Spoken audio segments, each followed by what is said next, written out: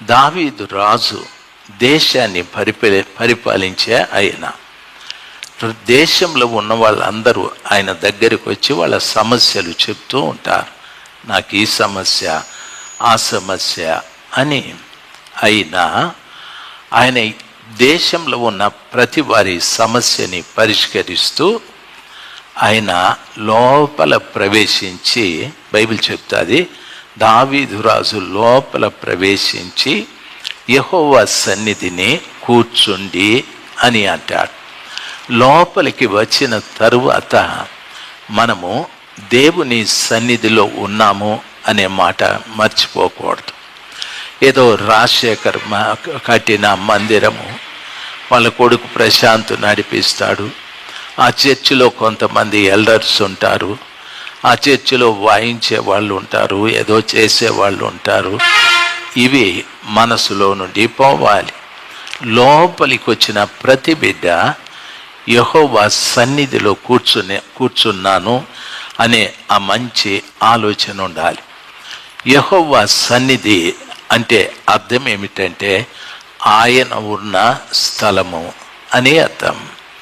యెహోవా సన్నిధి అంటే ఆయన ఉన్న స్థలమని అర్థం. నీవెక్కడ కూర్చున్నావు అంటే ప్రభు ఉన్న స్థలంలో కూర్చున్నావు. ప్రభు ఉన్న స్థలంలో కూర్చొని దావీదు అంటాడు, నా ప్రభువా యెహోవా, ఇంతగా నీవు నన్ను హెచ్చించుటకు నేనెంతటి వాడను. నా ప్రభువా యెహోవా, నన్ను ఇంతగా మీరు హెచ్చించారు, నన్ను హెచ్చించటానికి నేను ఏ పాటి వాడను, నేనెంతటి వాడను అని చెప్పి, నా కుటుంబము ఏ పాటిది అంటే దాని అర్థం నా కుటుంబం, మా తండ్రి కానీ, మా తల్లి కానీ, మా అన్నదమ్ములు కానీ, నేను కానీ మమ్మల్ని ఇంత గొప్పగా హెచ్చించటానికి మేము ఏ పాటి వారం. దాని అర్థము దేవుని మందిరంలోకి వచ్చిన తరువాత యెహోవా సన్నిధిలో ఒక వ్యక్తి కూర్చుంటే దేవుని ఎదురుగా కూర్చున్న ఆ మనిషి దేవునికి తనకు పోల్చుకుంటాడు. దేవునికి తనకు పోల్చుకుంటాడు. ఆయన ఎంతటి వాడు, నేను ఎంతటి దానను. ఆయన ఎంతటి వాడు, నేను ఎంతటి వాడను. ఆ రీతిగా పోల్చుకొని, ప్రభువా, నేను నిన్ను ఎరగక మునుపు నా స్థితి పనికిరానిది, నిన్ను ఎరిగిన తరువాత నన్ను ఇంతగా మీరు హెచ్చించారు. ఇంత గొప్పగా నన్ను హెచ్చించటానికి నేను ఎంతటి వాడను, నేను ఏ పాటి వాడనని మీరే ఆలోచించండి.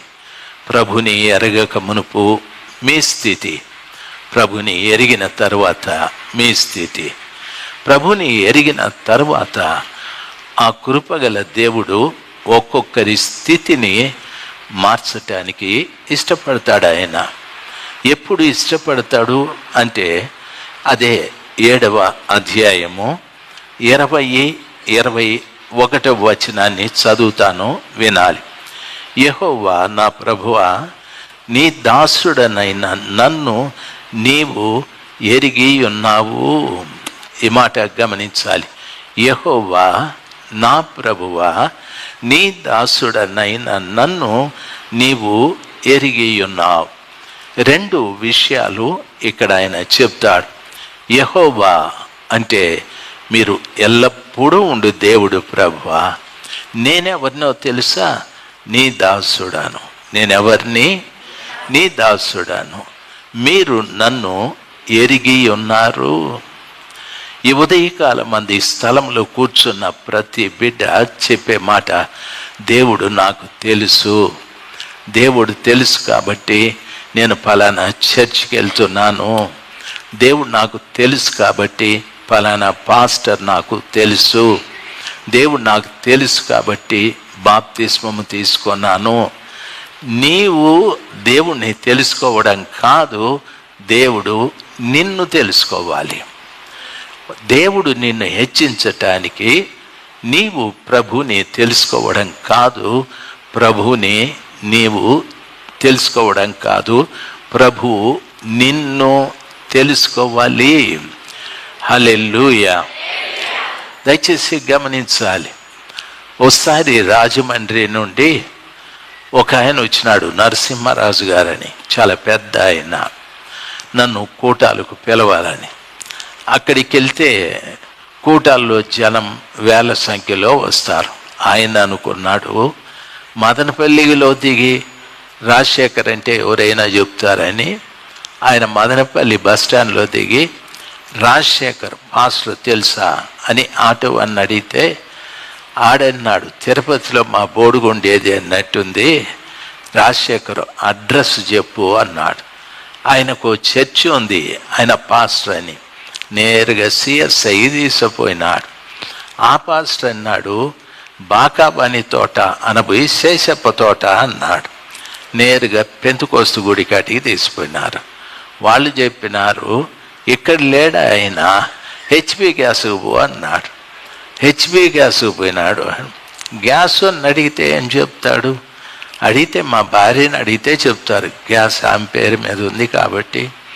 ఊరంతా తిరిగి ఆ రోజు శుక్రవారం ప్రార్థన ముగిసిపోయి బయట వచ్చిన తర్వాత, మహానుబాబా ఎక్కడున్నావా, ఊరంతా వెతికినా నిన్ను నాని. నేను అడిగిన ఊరంతా ఎతకాల్సిన పని లేదే, బాకాబాని తోట ఇమ్మాన్యుయల్ చర్చ్ అంటే ఎవరైనా చెప్తారని. అంటే ఆయన చెప్పినాడు, ఫలానా చర్చి అంతా తిరిగి వచ్చినాను. పోనీలే, మా ఊర్లో చర్చిలన్నా చూసినావు అని చెప్పినాను. దయచేసి గమనించాల్సింది. అంటే మదనపల్లి రాజశేఖర్ అంటే మోడీనా, లేకుంటే చంద్రబాబు నాయుడా, లేకపోతే వైఎస్ జగనా? లేదు కదా. లేదా పెద్ద గజితంగా అయి ఉండాలా, లేదా పెద్ద హంతకుడైనా అయి ఉండాలా. దేవుని సేవకుడు. దయచేసి ఒక సరైనటువంటి వివరణ లేకపోతే ఒక మనిషిని మనం తెలుసుకోవడం చాలా కష్టం. దేవుడు కూడా అంతే. నిన్ను ఆయన తెలుసుకోవాలంటే నిన్ను గూర్చిన వివరాలు ఆయనకు బాగా తెలిసి ఉండాలి. నన్ను గూర్చిన వివరాలు అంటే నేను పాపం వదిలిపెట్టి ఉండాలి, ఏ అబద్ధాలు చెప్పకూడదు, యథార్థంగా ఉండాలి, నమ్మకంగా ఉండాలి, పరిశుద్ధంగా ఉండాలి. అప్పుడు ప్రభు అంటాడు, నేను నిన్ను ఎరిగి ఉన్నాను, నేను నిన్ను ఎరిగి ఉన్నాను. ప్రభు నిన్ను ఎరిగి ఉంటే బైబిల్ సెలవిస్తా చూడు, నీ దాసుడనైనా నన్ను నీవు ఎరిగి ఉన్నావు, నీ వాక్కును బట్టి ఇష్టానుసారముగా నీ ఘన కార్యములను జరిగించి నీ దాసుడనగు నాకు దీన్ని తెలియజేసేతివి. రెండవ మాట అంటాడు, నీ వాక్కును బట్టి నీ ఇష్టానుసారముగా. దేవుని వాక్యాన్ని బట్టి ఆయన ఇష్టానుసారంగా, దేవుని వాక్యాన్ని బట్టి ఆయన ఇష్టానుసారముగా ఘన కార్యములను మన విషయంలో జరిగించును. ఆయన వాక్యాన్ని బట్టి చాలామంది వాగ్దాన కూడికలకు వస్తారు. వాగ్దానాన్ని బట్టి ప్రార్థన చేసుకోండి అని పాస్టర్ గారు చెప్తారు. బైబిల్ చెప్తాది, ఆయన వాక్యమును బట్టి ఘన కార్యములు ఆయన వాక్యమును బట్టి ఆయన ఇష్టానుసారంగా. ఇది కూడా గమనించాలి.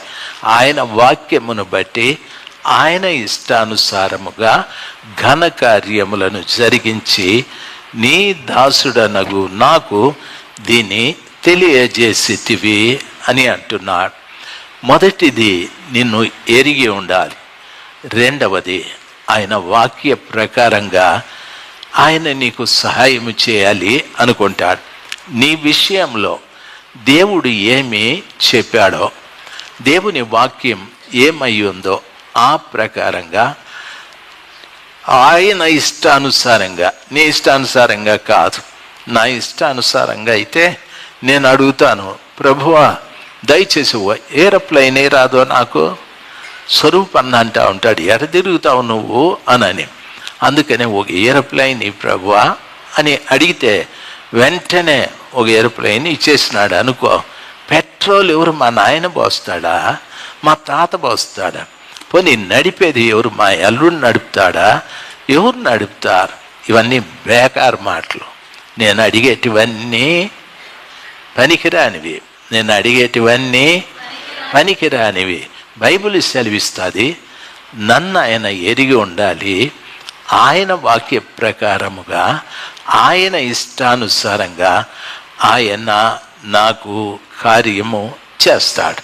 హల్లెలూయా.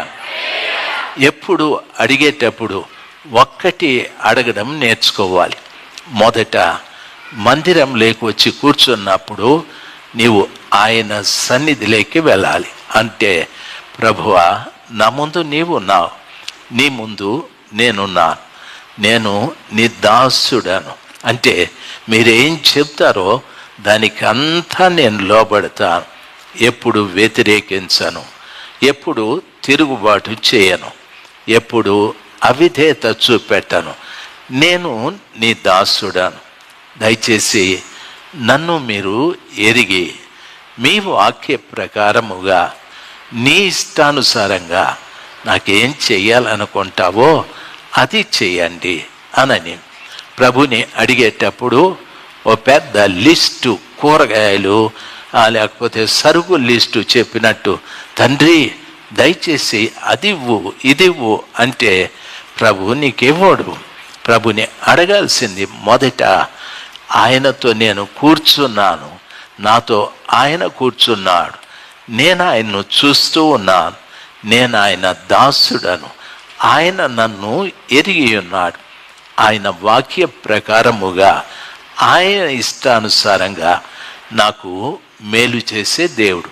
అందుకని ప్రభువా, నేను నీ దాసురాలని, నీ దాసుడను.